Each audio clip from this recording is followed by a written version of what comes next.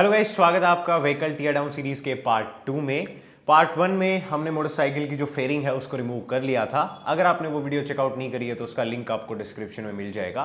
बात करी जाए इस पर्टिकुलर पार्ट 2 की, तो इसमें हम जो वायरिंग है, कुछ इलेक्ट्रिकल कंपोनेंट्स हैं, कूलिंग कंपोनेंट्स हैं एंड ऐसी कुछ टेक्निकली कॉम्प्लिकेटेड चीजें हैं, उनको डिसमेंटल करने वाले हैं। सो ये वीडियो काफी इंटरेस्टिंग होने वाला है, तो जल्दी से इस वीडियो को लाइक कर दीजिए, चैनल को सब्सक्राइब कर दीजिए एंड अभी अपनी जो डिसमेंटलिंग है उसकी तरफ मूव ऑन करते हैं। बट उससे पहले बात करते हैं इस वीडियो के स्पॉन्सर की, जो कि है CarPM bike scanner. Basically CarPM bike scanner की हेल्प से आप अपनी बाइक को प्रॉपर्ली स्कैन कर सकते हैं, उसके कोड्स हैं उनको डायग्नोस कर सकते हैं, रीसेट कर सकते हैं, सर्विस रीसेट कर सकते हैं एंड साथ ही साथ जो लाइव डेटा है बाइक का उसको भी आप एक्सेस कर सकते हैं। एंड अभी इनकी वेबसाइट पे समर सेल चल रही है, जिसमें इनके सारे प्रोडक्ट्स के ऊपर आपको फ्लैट 15% का डिस्काउंट मिल जाएगा। So link is in the description, do check it out and अभी बैक टू द वीडियो। तो सबसे पहले डिसमेंटल करेंगे वायरिंग, बट उससे पहले वायरिंग को एक्सेस करने के लिए जितने भी कंपोनेंट्स उसके बीच में आएंगे उनको डिसमेंटल करना पड़ेगा। सो फॉर एग्जांपल एयरबॉक्स निकालना पड़ेगा, पीछे के जो पैनल्स हैं उनको निकालना पड़ेगा, जो बैटरी ट्रे है उसमें खैर वायरिंग का एक पूरा जाल बिछा हुआ है, तो इन दोनों को सेपरेट करना पड़ेगा। तो अभी ये सारी चीज़ें स्टेप बाय स्टेप डिसमेंटल करते हैं एंड उसके बाद में वायरिंग के बारे में काफ़ी कुछ इंटरेस्टिंग चीज़ें हैं जो कि जानेंगे।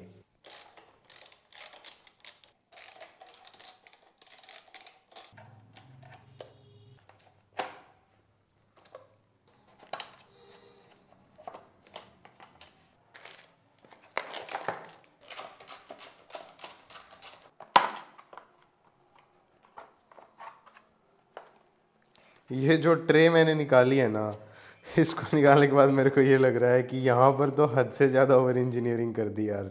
और इस पूरी बाइक में जो टॉर्क फिगर्स हैं वो आपको सिर्फ जो एयरबॉक्स का कवर है उसी पर दिखने वाले हैं।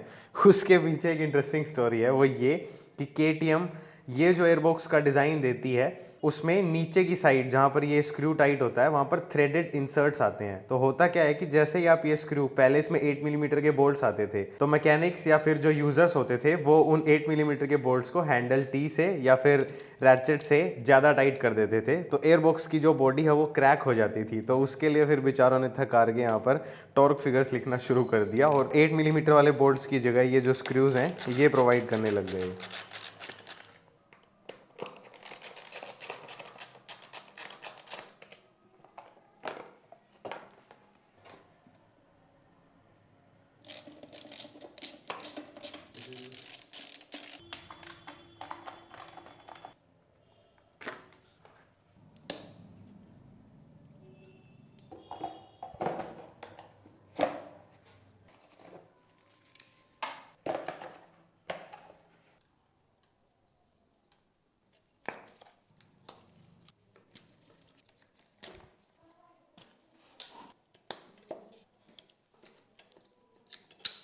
ऑलराइट, सो हमारा पहला कंपोनेंट जिसमें बहुत सारे इलेक्ट्रॉनिक्स लगे हुए हैं वो निकल गया है। इसको थ्रोटल बॉडी बोलते हैं एंड इसमें जो चीज़ें लगी हुई हैं उनमें से ये है इंजेक्टर, जो कि फ्यूल स्प्रे करता है। ये इलेक्ट्रॉनिकली कंट्रोल्ड होता है सोलेनोइड की हेल्प से। उसके बाद में ये हमारा मैप सेंसर हो गया, मतलब मैनिफोल्ड एब्सोल्यूट प्रेशर सेंसर। इसका काम है कि थ्रोटल बॉडी से कितनी एयर पास हो रही है उसका सिग्नल लेकर के ईसीयू को बताना। ये हमारा थ्रोटल पोजीशन सेंसर हो गया, जो कि कितने अमाउंट पर बटरफ्लाई वाल्व खुला हुआ है वो सेंस करता है। एंड उसके बाद में ये हो गया हमारा आइडल कंट्रोल वाल्व, मतलब जब हम थ्रोटल इनपुट नहीं देते हैं तब भी हमारी बाइक स्टार्ट तो रहती है, तो उसके लिए जो हवा की जरूरत रहती है वो आइडल कंट्रोल वाल्व से निकलती है। ये जो हमारी बाइक है ये 12,000 किलोमीटर चली है, तो ये 12,000 किलोमीटर चली हुई थ्रोटल बॉडी है एंड इसमें आप कार्बन बिल्डअप देखिए। तो जब भी कोई मैन्युफैक्चरर ये बोलता है कि आपको एनुअली या फिर पीरियोडिकली चीज़ों को क्लीन करना चाहिए, उनको मेंटेन करना चाहिए, तो उसके पीछे का यही रीज़न है। अब ये कार्बन बिल्डअप थोड़ा सा भी अगर ज़्यादा हो जाएगा तो उसके बाद में इस मोटरसाइकिल की परफॉर्मेंस, फ्यूल एफिशिएंसी एंड कहीं ना कहीं रिलायबिलिटी पर भी एक हिट लगेगा। एंड दैट्स द रीज़न कि आपको पीरियोडिकली या एनुअली चीज़ों को क्लीन करना चाहिए।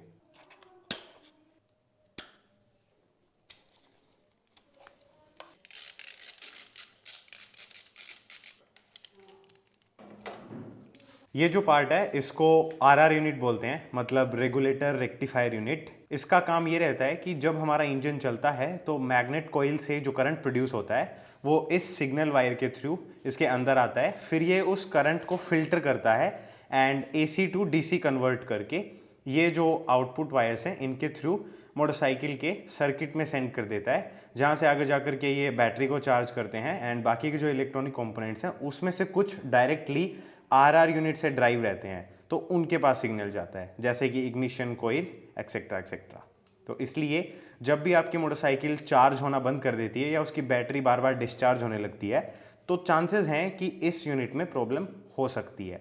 एंड इसके ऊपर आपको ये जो फिन्स दिख रहे हैं ये इसलिए हैं ताकि इसको कूल करा जा सके, क्योंकि जब करंट रेक्टिफिकेशन की प्रोसेस होती है तो उसमें बहुत सारी हीट जनरेट होती है एंड उसको डिसिपेट करने के लिए ये जो फिन्स हैं ये लगाए जाते हैं।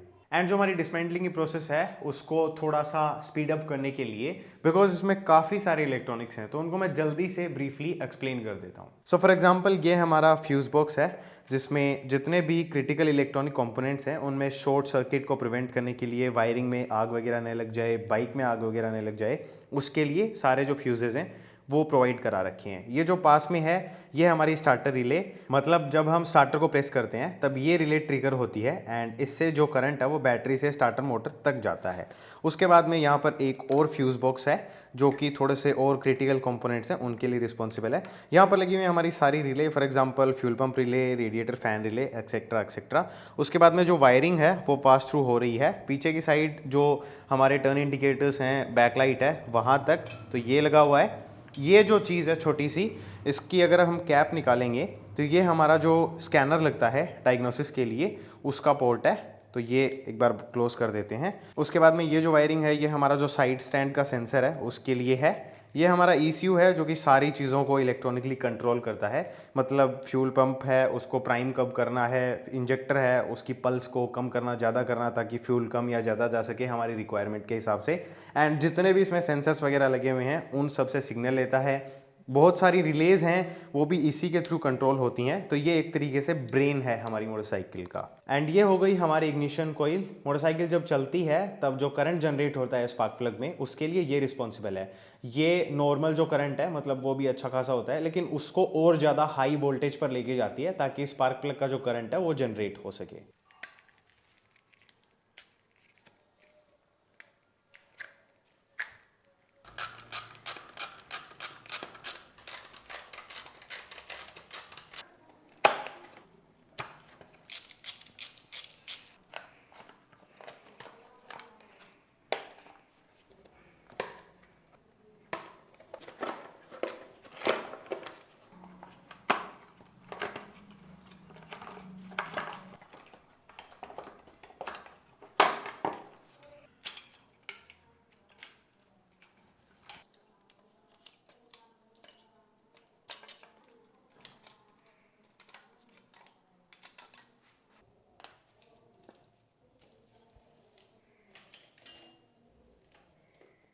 ये जो असेंबली आप मेरे हाथ में देख रहे हैं ये व्हीकल का इवेपोरेशन सिस्टम है।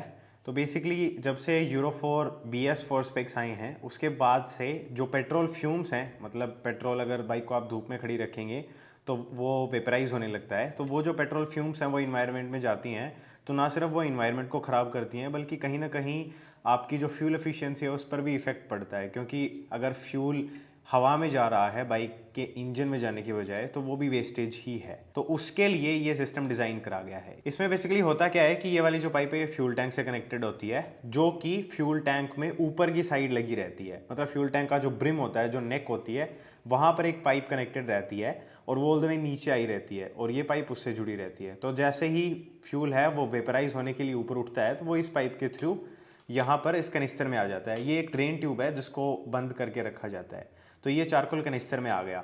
अब वो कैनिस्टर में रहेगा, ये इसकी जो एयर सप्लाई है उसके लिए है। अभी ये वाली जो ट्यूब है इससे होते हुए इस पाइप के थ्रू वो हमारी जो थ्रोटल बॉडी है उसमें जाता है। लेकिन अब बंद बाइक में भी अगर इस चारकोल कैनिस्टर से जो फ्यूम्स हैं वो थ्रोटल बॉडी में जाएंगी तो जब इंजन बंद रहेगा तब वो काम में तो आने वाली है नहीं, तो उसके लिए दिया जाता है ये पर्ज वाल्व। पहले ये स्प्रिंग ऑपरेटेड या फिर वैक्यूम ऑपरेटेड आता था, दोनों में से एक या फिर दोनों टेक्नोलॉजीज होंगी अलग अलग व्हीकल्स में। थोड़ा बहुत पढ़ा था इसके बारे में इसलिए बता रहा हूँ, लेकिन अब ज़्यादातर बाइक्स हैं उनमें ये इलेक्ट्रॉनिकली कंट्रोल्ड आने लग गया है। तो होता क्या है, जब आपका इंजन बंद रहता है तब ये पूरा वाल्व बंद रहता है। जैसे ही आपका इंजन स्टार्ट होता है तो ये जो यहाँ पर वायरिंग लगी हुई थी इसके थ्रू ECU से इसको सिग्नल मिलते हैं एंड ये थोड़ा बहुत ओपन क्लोज या फिर कंप्लीटली ओपन या फिर पार्शियली ओपन होता रहता है, जिससे कि जो एमिशंस हैं वो कंट्रोल में रह सकें। प्लस में जो फ्यूल वेपर है उसको एकदम प्रिसाइजली जो थ्रोटल बॉडी है उसके अंदर इंजेक्ट करा जा सके, जिससे कि ECU को जो एयर फ्यूल रेशियो है वो समझने में प्रॉब्लम ना हो। तो ये पूरा हमारा इवेपोरेशन सिस्टम है। आई होप ये जो ब्रीफ एक्सप्लेनेशन है वो आपको समझ में आया होगा।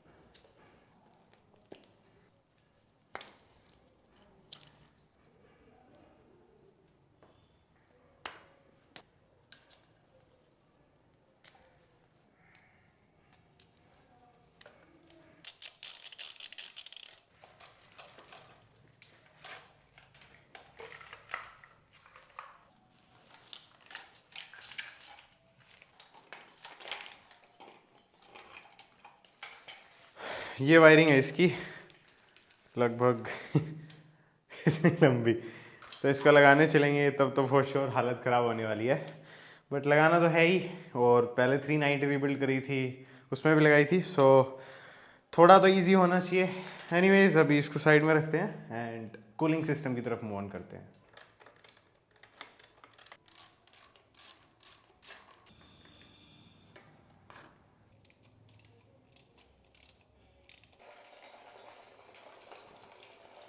तो अभी ये जो लिक्विड ड्रेन हुआ है इसको कूलेंट बोलते हैं। एंड जो इंजन्स हैं वो प्राइमरीली 3 टाइप के आते हैं when it comes to cooling.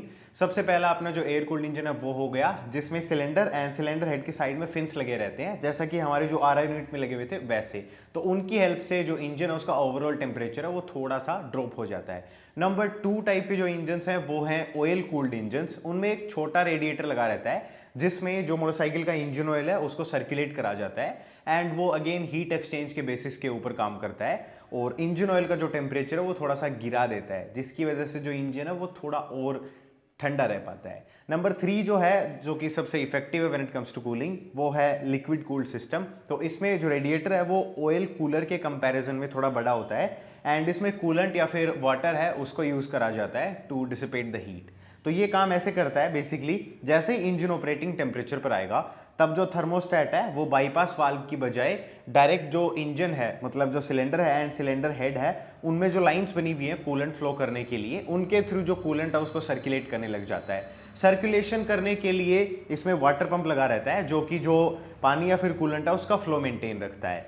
तो जैसे ही ये पार्ट हीट होता है, यहाँ से जो पानी या फिर कूलेंट है वो गर्म होकर के जो अपनी हीट है उसको रेडिएटर में लेकर के जाता है एंड फिर जो रेडिएटर के फिन्स हैं उनमें से हवा पास थ्रू होती है एंड उसकी हेल्प से जो टेम्परेचर है वो उसका गिर जाता है एंड फिर वो अगेन जो इंजन है उसमें सर्कुलेट होता है। तो कुछ इस तरीके से सर्कुलेशन है, ये एक तरीके का लूप बन गया जिसमें जो वाटर या फिर कूलेंट है उसका सर्कुलेशन होता रहता है एंड जो इंजन है वो एक ऑप्टिमम टेम्परेचर पर काम कर पाता है। उसके अलावा बात करी जाए कि इसमें फैन क्यों दिया जाता है, तो फैन हमेशा जरूरत नहीं पड़ती है फैन की। अगर आपकी मोटरसाइकिल 50-60 से ऊपर की स्पीड पर चल रही है तो जो हवा सामने से बाइक को लग रही है वही काफ़ी है जो रेडिएटर है उसमें से पास थ्रू होकर के उसको ठंडा करने के लिए। लेकिन जब आप ट्रैफिक में फंस जाते हैं उस टाइम पे जो रेडिएटर फैन है वो हवा का जो सर्कुलेशन है उसको मेंटेन रखने में हेल्प करता है।